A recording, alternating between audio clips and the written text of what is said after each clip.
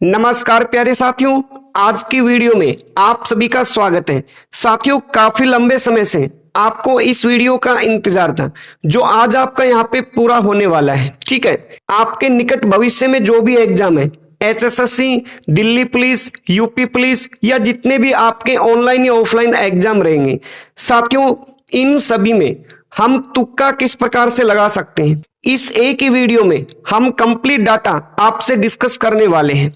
इस वीडियो को अगर आप शुरू से लेकर अंत तक बिना स्किप किए देखते हैं तो साथियों आपके यहाँ पे नंबर बढ़ना कंपलसरी है।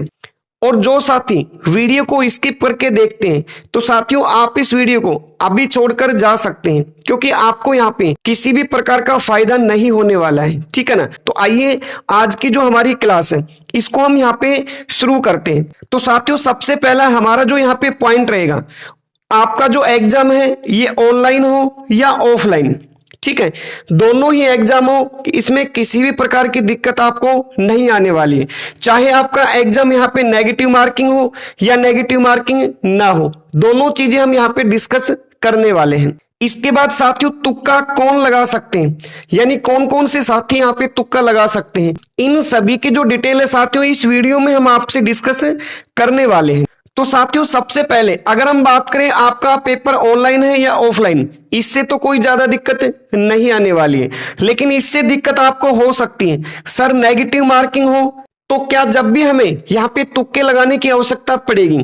तो साथियों तुक्का लगाने की आपको आवश्यकता तब पड़ेगी जब आपका यहाँ पे जो स्कोर है, मान लीजिए आपके 100 क्वेश्चन टोटल रहेंगे और 100 में से आपने यहाँ पे 70-75 का स्कोर आपने कंप्लीट कर लिया है, ठीक है ना, या 70 के एवरेज में आपने स्कोर कंप्लीट कर लिया है, नेगेटिव मार्किंग की हम बात कर रहे हैं। तो साथियों आपको वहां पे जो बचे हुए क्वेश्चन है 25-30 या जो भी आपके क्वेश्चन बचेंगे उनमें आपको तुक्के लगाने की आवश्यकता नहीं है, उनमें आपको केवल ध्यानपूर्वक देख के ही आंसर लगाना है, ठीक है ना, क्योंकि आपको क्लियर है जो आपकी मेरिट जाएगी वो लगभग 65-70 इसके आसपास में ही रहती है, लगभग हर एग्जाम की हम बात करें तो, ठीक है ना।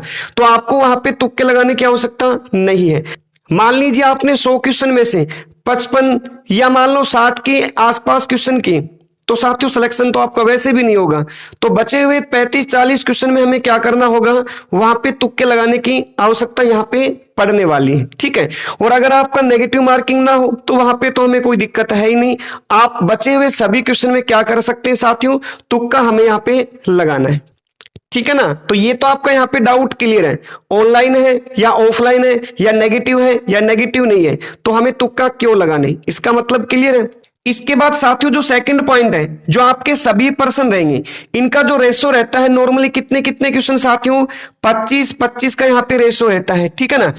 मतलब 25 क्वेश्चन का जो आंसर हो सकता है साथियों ए, कम ज्यादा भी हो सकते हैं, मान लो ए के ऑप्शन यहाँ पे 22 हो सकते हैं, 21 हो सकते हैं, 26 हो सकते हैं, ठीक है ना, 2-3 नंबर ऊपर नीचे हो सकते हैं। इसको हम इस प्रकार से देख सकते हैं। अब सबसे पहले अगर हम बात करें साथियों जिन्हें कुछ भी नहीं आता है वो क्या करें, तो इसके बारे में भी हम आपको बताने की कोशिश करेंगे, जो केवल और केवल भगवान भरोसे जा रहे हैं, ठीक है ना।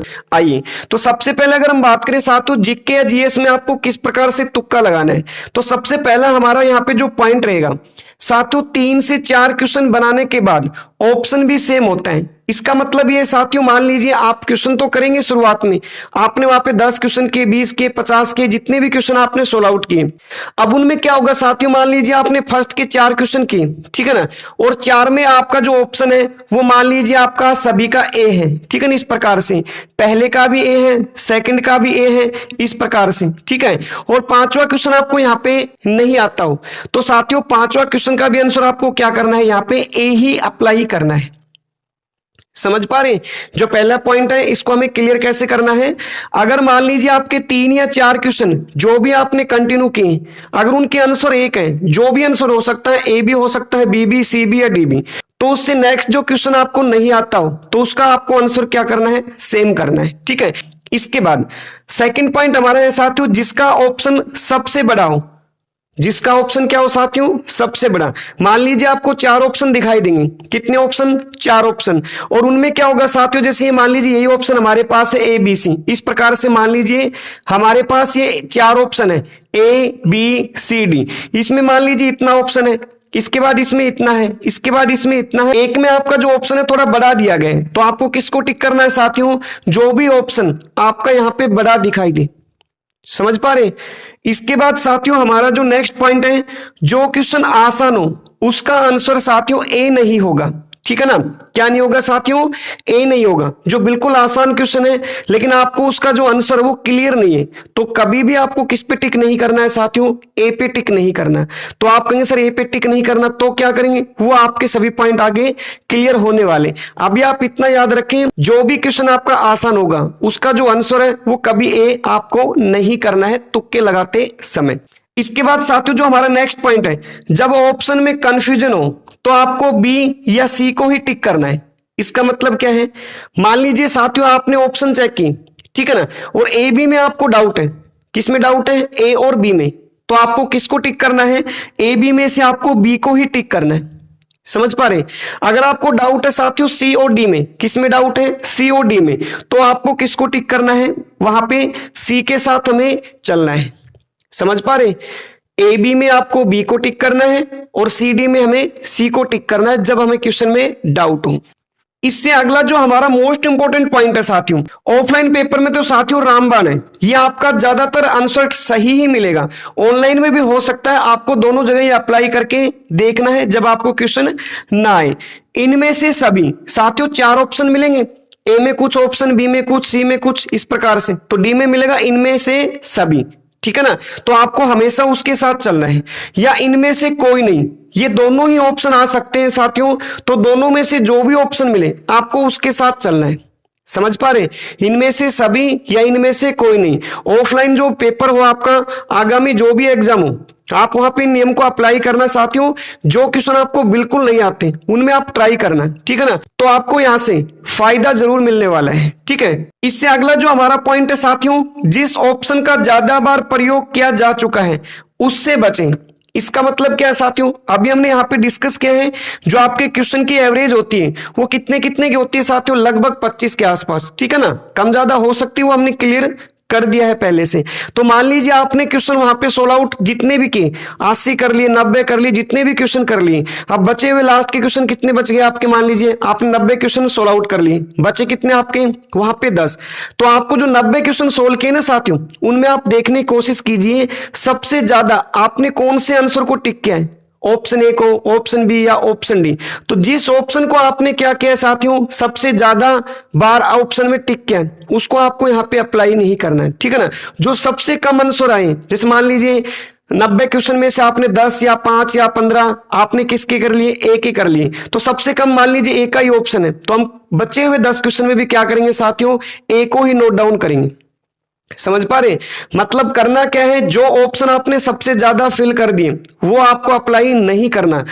90 या जितने भी क्वेश्चन आपने किए उनमें जो सबसे कम आपने ऑप्शन में टिक के, वो बचे हुए सभी में वही अप्लाई कर देंगे। समझ पा रहे? इसके बाद साथियों हमारा जो नेक्स्ट पॉइंट है मोस्ट इंपॉर्टेंट, जीके जीएस में आपने देखे होंगे साथियों, जो आपके प्रश्न रहेंगे ईसवी पूर्व से संबंधित। ठीक है ना? जैसे मान लीजिए महावीर का जन्म कब हुआ, या गौतम बुद्ध, या किसी का भी जन्म आपसे पूछ सकता है, किसी की मृत्यु पूछ सकता है, और उसमें लिखा मिलेगा इस प्रकार 4 ऑप्शन आपको लिख देगा। यहाँ पे 560 ईसा पूर्व, यहाँ पे 620 ईसा पूर्व, इस प्रकार 4 ऑप्शन मिलेंगे। वहां पे क्या करना है, और जो आपके न्यूमेरिकल ऑप्शन आते हैं क्वेश्चन में, मैथ में हो गए, रीजनिंग में, किसी में भी आ सकते हैं आपके न्यूमेरिकल यानी नंबर से संबंधित। जैसे आपको यहां पे दे दिया जाए 525, ठीक है, 625, 895, 412, इस प्रकार से, तो यहां पे क्या करना है? तो यहां पे क्या करना है साथियों, या तो आपको सबसे छोटा आंसर लेना है। ठीक है? क्या रखना है? या तो सबसे छोटा आंसर या सबसे बड़ा। कोशिश कीजिएगा इनमें से ही आपको तुक्का लगाना है, यानी कि जो ट्रिक है वो अप्लाई करके चेक करना है। ठीक है ना? क्या करना है, समझ पा रहे? जैसे मान लीजिए यहाँ पे 4 डेट दी गई है, यहाँ पे मान लीजिए आपको कुछ भी दिया गया 815, यहाँ पे आपको दिया गया 412, कुछ भी हो सकती है, किसी भी प्रश्न का यहाँ पे आंसर हो सकता है। तो आपको क्या करना है, या तो वहां पे सबसे छोटा नंबर को यूज करना है। जैसे यहाँ पे सबसे छोटा क्या है? 412, तो या तो 412 को टिक करना है, या फिर यहाँ पे सबसे बड़ा कौन सा है? 815। ये किसी भी ऑप्शन में हो सकते हैं, जरूरी नहीं सी डी में मिले, ये ए में भी हो सकते हैं, बी में भी हो सकते हैं, सी में भी और डी में भी। इसी प्रकार से जो आपके नंबरिंग है, न्यूमेरिकल नंबर है, इनमें भी सेम, या तो आप सबसे छोटे को टिक करेंगे या फिर सबसे बड़े नंबर को आपको यहाँ पे टिक करना है। समझ पा रहे? इसके बाद साथियों हमारा जो नेक्स्ट पॉइंट है ये भी मोस्ट इंपॉर्टेंट है साथियों, इसको भी आप अच्छे से याद करके जाएंगे। अगर जिस ऑप्शन में साथियों लिखा मिले ना ए और बी दोनों, जैसे मान लीजिए यहाँ पे इस प्रकार से ऑप्शन दिए जाए आपको, ए में यहाँ पे जैसे 560, बी में 620 या कुछ भी वैल्यू हो सकती है, और एक में लिख दिया जाए साथियों ए और बी दोनों, तो आपको किसके साथ चलना है साथियों? ए और बी दोनों, इनके साथ आपको चलना है। ठीक है ना? तो ये भी आप अच्छे से नोट डाउन कर सकते हैं। इसके बाद साथियों एक मोस्ट इंपोर्टेंट पॉइंट और है, कुछ ना आए तो लगातार 10% पर एक ऑप्शन को रखें। इसका मतलब क्या है साथियों? मैंने अभी बताया आपको, फॉर्म अप्लाई कर दिया है लेकिन तैयारी बिल्कुल नहीं की, आपको कुछ भी क्लियर नहीं है, केवल आप पेपर देने के लिए अब जा रहे हैं, तो आप क्या करेंगे? तैयारी तो अब आपने की नहीं है, तो आप क्या करेंगे?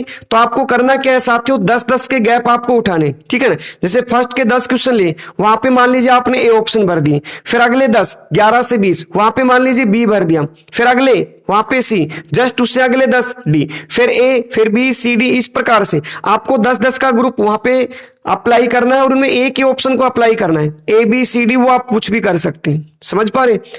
इसके बाद साथियों अगर मैथ से संबंधित आपके क्वेश्चन हो तो इनमें आप क्या करेंगे? देखिए सबसे पहला पॉइंट है आपका, जितना कठिन आपका सवाल होगा ना साथियों, जितना आपका टफ क्वेश्चन होगा, क्योंकि साथियों आप तैयारी करके गए, आपको इतना तो क्लियर है ये आसान है या टफ है, तो जितना टफ क्वेश्चन होगा ना साथियों, उसका जो आंसर है वो कभी आपको क्या नहीं टिक करना है?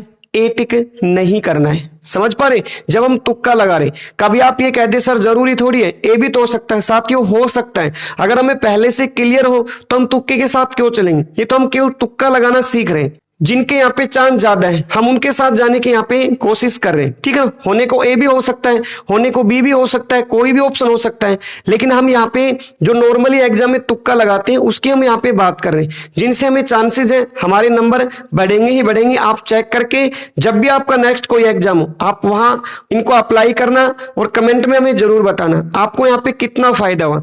बचे हुए जो क्वेश्चन है, ठीक है ना, जैसे 10 क्वेश्चन बचे, 20 बचे, 25 क्वेश्चन बचे, उनमें जो हमें लॉजिक या ट्रिक बताने कोशिश करें, इन्हें आप अप्लाई करना, और जो भी आपका सही सही स्कोर हो, कम ज्यादा या जो भी है वो आप हमें कमेंट बॉक्स में जरूर बताएंगे।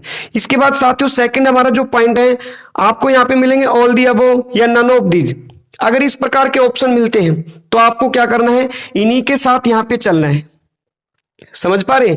इससे अगला जो हमारा पॉइंट है साथियों, ज्यादा जो कैलकुलेटिव सवाल होगा आपका, ठीक है ना, जिसमें कैलकुलेशन ज्यादा होगी, मल्टीप्लाई में जैसे यहाँ पे लिख दिया जाए 53 81 मल्टीप्लाई 961, ऐसे कुछ भी करके बड़ी कैलकुलेशन मिलेगी। कहने का हमारा मतलब ये है, तो आपको क्या करना है साथियों, उसका जो आंसर है ना वो किसको टिक करना है? आपको ए को टिक करना है। समझ पा रहे? जो ज्यादा कैलकुलेटिव हो, यानी जिसकी कैलकुलेशन ज्यादा हो। समझ पा रही है ना? जिसकी गुणा करने में ज्यादा दिक्कत हो रही हो आपको, तो क्या करेंगे? उसका आंसर हम ए को टिक कर देंगे। इसके बाद साथियों जो डिजिट वाले आपके सवाल होते हैं, ठीक है ना, जो डिजिट वाले कैलकुलेशन वाले जो सवाल होते हैं, इनमें आप क्या करेंगे? या तो आंसर वहां पे लिखा मिलेगा 1 0 2 इस प्रकार से, तो या तो आप यहां पे 1 को टिक करेंगे या फिर 0 को टिक करेंगे। ठीक है? समझ पा रहे हैं? यहां तक जो डिजिट वाले जो कैलकुलेशन के सवाल होते हैं आपके, वहां पे आपको क्या करना है? या तो 1 को टिक करना है या फिर 0 को टिक करना है। इससे अगला जो हमारा पॉइंट है साथियों, ज्यादा जो आसान आपका क्वेश्चन होगा, जो बिल्कुल आसान क्वेश्चन होगा साथियों, उसका आंसर आपको क्या नहीं करना? ए टिक बिल्कुल नहीं करना है। ठीक है ना? जो बिल्कुल आसान क्वेश्चन है तो क्या नहीं करना आपको? आंसर ए को टिक नहीं करना। ए को छोड़ के आप कोई भी कर सकते हैं। जैसे यहाँ पे लिखा जितना कठिन सवाल होगा उसका ऑप्शन क्या होगा? कठिन का तो ए आप कर सकते हैं, लेकिन जो बिल्कुल आसान क्वेश्चन मिले आपको उसका आंसर आपको क्या टिक नहीं करना है साथियों? ए को टिक नहीं करना है। इसके बाद साथियों नेक्स्ट हमारा जो पॉइंट है, ऑप्शन को क्वेश्चन में पुट करके आंसर आप निकाल सकते हैं। आप पढ़ के गए हैं, इतनी नॉलेज आपको अच्छे से है, ऑप्शन आपने चेक किए 1 2 3 4 जो भी ऑप्शन है वो 1 बाय 1 हम किस में रख के कर सकते हैं साथियों? ऑप्शन की मदद से। ठीक है ना? जैसे आपके एज से संबंधित क्वेश्चन हो गए, टाइम एंड वर्क के संबंधित क्वेश्चन हो गए, जो भी है आपके क्वेश्चन मैथ के अंदर, तो वो क्वेश्चन आप क्या कर सकते हैं साथियों? ऑप्शन में रख के भी आप निकाल के देख सकते हैं। इसके बाद साथियों नेक्स्ट हमारे पास जो नेक्स्ट पॉइंट है, सभी ऑप्शन से जो अलग दिखाई दे। मान लो 4 ऑप्शन है, ठीक है ना, और एक ऑप्शन उन सबसे अलग हो आपके पास। जैसे 3 ऑप्शन में तो जो संख्याएं दी गई है, जो ऑप्शन के अंदर आपको नॉर्मल है, नजदीक नजदीक नंबर है, और एक उनसे काफी दूर है, तो आपको क्या करना है? जो अलग दिखाई दे ना उसी के साथ आपको यहाँ पे चलना है। ठीक है। और इससे अगला साथियों जो हमारा सबसे अच्छा जो पॉइंट है, आप इसका भी सहारा ले सकते हैं। जैसे मान लीजिए आप एग्जाम में बैठेंगे तो आपके आगे भी कोई ना कोई स्टूडेंट होगा और कोई ना कोई पीछे भी होगा। क्लियर है यहां तक? तो आपके आगे जो भी साथी आपका बैठा हुआ है, साथियों उससे 2 से 3 क्वेश्चन आप ऐसे क्वेश्चन पूछने की कोशिश कीजिए जो आपको 101% आते हैं, जिनका आंसर आपको 100% क्लियर है। आप उससे ट्राई कीजिए अपने अगले से या अपने पिछले से, जो भी वहां पे आपसे बातें कर रहा हूं। ठीक है, अगर वो 2 से 3 क्वेश्चन का आंसर जो आपको क्लियर है वो सही सही बताए तो साथियों आप उसका भी सहारा ले सकते हैं। लेकिन साथियों अगर आपने 2 से 3 क्वेश्चन पूछे और साथी ने वो आपके आंसर अलग बताए यानी गलत बताए, तो उसका सहारा आपको बिल्कुल यहाँ पे नहीं लेना है। क्योंकि नॉर्मली आपको पता है साथियों, एग्जाम के अंदर जो आपके आगे पीछे के साथी होते हैं वो कंपटीशन को कम करने के लिए अपने आगे या पीछे जो भी साथी होते हैं उन्हें आंसर गलत ही बताते हैं। तो आप वहां पे चेक कर सकते हैं। अगर आपका सही मित्र आपको मिल जाए, उसने 2-3 क्वेश्चन आपको सही बताए हैं, तो आप उसका भी सहारा यहाँ पे ले सकते हैं। तो साथियों ये जो ट्रिक आप देख पा रहे हैं, ये हमने काफी मेहनत से आप सभी के लिए बनाने की कोशिश की है। ठीक है, जब आपको किसी भी क्वेश्चन का आंसर क्लियर नहीं है, ये नहीं करना कभी आप जाते ही भगवान का नाम लो और यही ट्रिक अप्लाई करने लग जाओ, तो साथियों आपका सिलेक्शन होने के चांसेस नहीं है। ऐसा नहीं करना है। शायद मैंने आपके सारे डाउट क्लियर कर दिए। ये कब करना है? जब हमने 60-70 जितने भी क्वेश्चन हमने कर लिए हैं, उसके बाद बचे हुए क्वेश्चन हमें नहीं आते, तब आपको ये सभी प्रकार के नियम अप्लाई करने हैं। ठीक है, तो साथियों आपके आगामी जितनी भी परीक्षाएं रहेंगी, आप सभी को बेस्ट ऑफ लक। अच्छे से मेहनत करना, पेपर को अच्छे से करना है, बिल्कुल घबराहट नहीं होनी चाहिए। तो उम्मीद करते हैं साथियों आज की वीडियो आप सभी को ये बहुत ही अच्छे से समझ में आ चुकी है, अच्छी लगी होगी, और आशा करते हैं कि आपके एग्जाम में यहाँ से कुछ ना कुछ आपको फायदा मिले, आपके यहाँ पे नंबर बढ़े। अगर आपके नंबर बढ़ते हैं साथियों इस वीडियो को देखने से, तो आप हमें कमेंट बॉक्स में जरूर बताएंगे। ठीक है, और अपने साथियों तक इस वीडियो को जरूर से जरूर शेयर कीजिएगा। इसके बाद हम फिर से एक नई और अच्छी वीडियो के साथ हाजिर होते हैं। तब तक के लिए सभी का धन्यवाद।